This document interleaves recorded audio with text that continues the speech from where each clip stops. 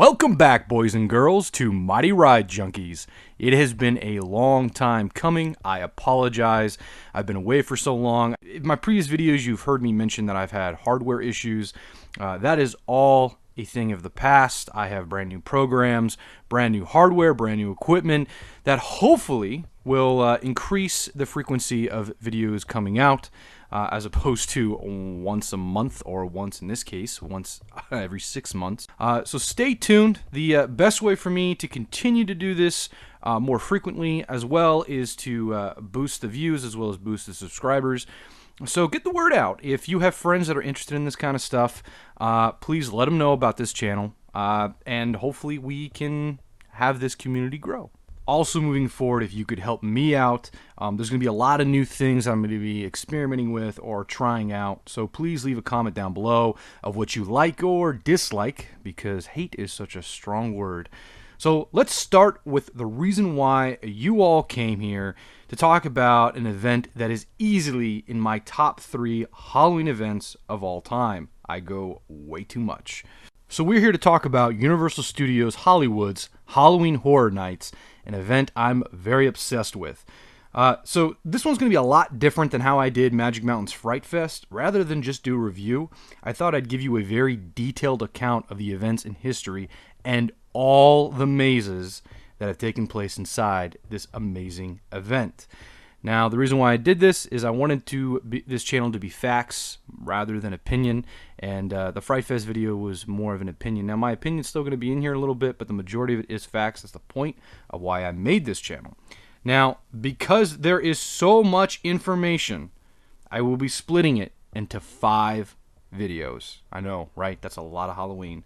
So sit back and relax. We're going to start from the very beginning.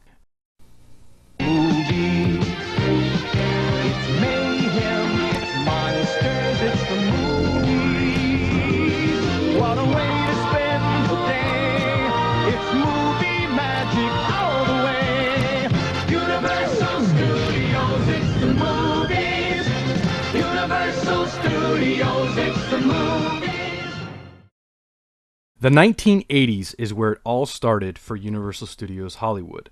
It was looking for a way to increase revenue to try and make more money during the slow fall season in between the 2 main vacation seasons, summer and the winter break. While looking at the major success of Knott's Scary Farm, a rival park not even an hour away, Universal Studios decided to host a Halloween event called Universal Studios Fright Nights.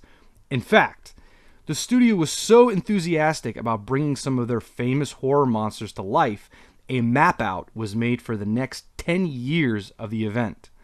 However, they still wanted to test the waters with the event before pushing in all their chips and held a special Halloween tram tour event in 1986. They used this logo, which I have been trying to get my hands on for years. The tram would take parkgoers through many different decorated areas of the backlot as scare actors would jump out and scare them. One actor, Paul Ribald, was working in an immobile tram filled with decorated dead bodies. When the moving tram filled with parkgoers would pass the immobile tram, Ribald, disguised as a dead body, would jump out to scare the guests in the moving tram. On October 31st, 1986, while jumping out at an oncoming tram, Ribald lost his balance and fell in between the 3rd and 4th tram.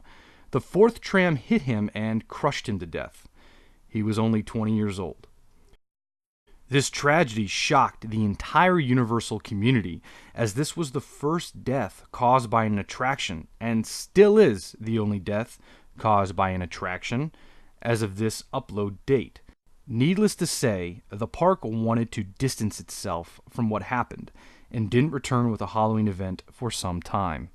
In 1992, Universal Studios Hollywood took another stab at a Halloween event. With the success of Universal Studios Fright Fest opening year at the Orlando park, both parks planned to return under a new banner, Halloween Horror Nights. Using some of the old plans from the late 80s, Hollywood opened Halloween Horror Nights 1992 with a huge lineup of shows, 2 mazes, and the return of the Terror Tram. which now didn't have scare talent jumping out and scaring you while the tram was moving. The first maze was the Maze of Maniacs, which is a typical overly used theme of an insane asylum where the inmates break out while you're going through the maze. The second maze was called Nightmare Alley, which the premise of the maze, you'd be walking through some of the Universal Monster sets as the Universal Monsters would jump out and scare you. Unfortunately for Hollywood, while the Orlando event was very popular, the Hollywood event wasn't at all. And the 10-year development plan was completely scrapped with a new plan to be designed. However, poor planning, poor attendance, and tight pockets led to the event being completely scrapped before the start of the next fiscal year. Orlando's event continued to thrive, and Hollywood took a third attempt at Halloween Horror Nights in 1997. This time, completely scrapping the Terror Tram, the mazes and shows were the main attractions.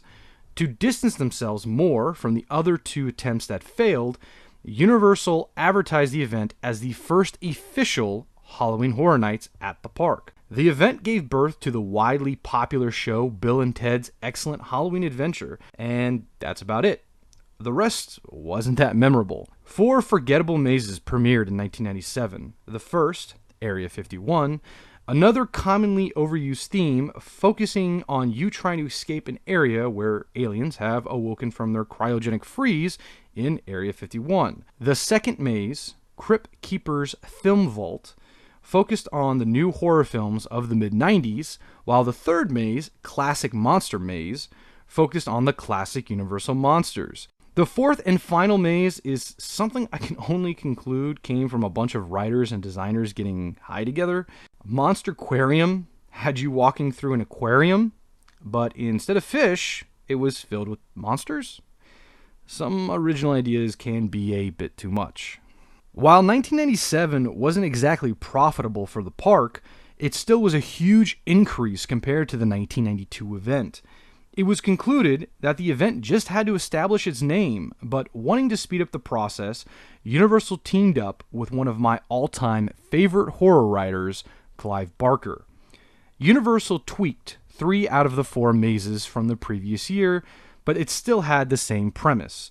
There was Alien Assault, the Crypt Keeper's Screaming Room, and classic creature features. This year, it was mainly focusing on Clive Barker's maze, which was Clive Barker's Freaks, with a Z, which gave the tone of a 1940s freak show as you observed the abnormal anatomy. This year also introduced the show Slaughter World, which took place at the Waterworld stage. And if anyone wants to make a petition, or if a petition was made already to bring this show back, let me know, because I'll sign it. The show was amazing. I have no idea why they decided to get rid of it. In 1999, Clive Barker came back to design his interpretation of the afterlife in Hell, which was Clive Barker's Hell. That year also started the very long relationship between Universal Studios and Rob Zombie. He too would help design a maze called The Thrilling Chilling World of Rob Zombie, an entire maze dedicated to what Rob Zombie thinks about. The classic creature feature maze returned, except they dropped the classic from the title. Also, the Mummy maze was introduced based on the 1999 box office smash of the same name. The final maze of the year was another typical stereotype maze of going through a butcher shop that uses human meat as opposed to animals in Cleaver's Meat Locker. Hollywood still wasn't making the money it needed to continue Halloween Horror Nights. On top of that, creators were struggling to make up solid ideas for a new maze, hence the overly done mazes each year. For the 2000 season, Universal Studios Hollywood looked to connect with big names in order to bring in a bigger crowd and focus on an original maze that would wow the crowds enough to bring them back for years to come. Agreements were made with Clive Barker, Rob Zombie, the creator of Buffy the Vampire Slayer, Joss Whedon, and WWE superstar wrestler The Undertaker. Clive Barker's team developed Clive Barker's Harvest, a maze that centered around a mysterious creature that was harvesting human flesh for its young. You would find yourself traveling through the underground tunnels before coming face to face with the monster. Joss Whedon's team developed Buffy and Angel Hellmouth Haunt, inspired by his 2 shows, Buffy the Vampire Slayer and its spin-off, Angel. WWE brought the mind of The Undertaker in a maze form, with Brother Kane also making an appearance. Rob Zombie's team was developing a maze for his director debut, House of a Thousand Corpses, which was set to open that year. However, the amount of gore and violence in the film made Universal fear the film would get the dreaded NC-17 rating, and chose to shelve the film for the time being. Eventually, Zombie would buy the rights to the film and sell it to Lionsgate 3 years later, but that's another story. The timing for the shelving of the film couldn't have come at a more do-or-die time, exactly 1 month before the opening of Halloween Horror Nights. The maze was renamed to Rob Zombie's American Nightmare, and some key parts of the maze were changed to cover up what it used to be and not give away key plot points from the film. All of this was invested with the focus on the final maze, Theater of Blood, a detailed maze that walked you through the world of almost all of Universal's popular and classic horror films. Needless to say, it didn't get the reception that the park wanted, and after a substantial loss in profit with a major gamble with licensed mazes, Universal Studios Hollywood announced they had ended Halloween Horror Nights, at least for now. While Universal Studios Hollywood hadn't completely washed their hands of Halloween Horror Nights, the park had no choice but to wait until it financially recovered from the failure of the 2000 event. Creators, designers, licensors were terminated, resigned, moved on, or wanted nothing more to do with Halloween Horror Nights as the years proceeded. To help the Halloween Horror Night Junkies, the park closed down the Chicken Little Run in 2001 to reopen it to the Mummy Returns Chamber of Doom. It was the first permanent maze that was open year-round, but its main purpose was to advertise the sequel release of the 1999 film. But that was it. At least, that's all Universal Studios Hollywood was letting the public know. There were still many top-tier studio employees that wanted to see the return of Halloween Horror Nights. However, the studio had agreed that if the event returned, it would be the final attempt. So studio heads had to find the right person to lead the event. So who was it? And how well did they succeed? Well, you'll find out soon in the next chapter of Universal Studios Hollywood, Halloween Horror Nights. Stay tuned.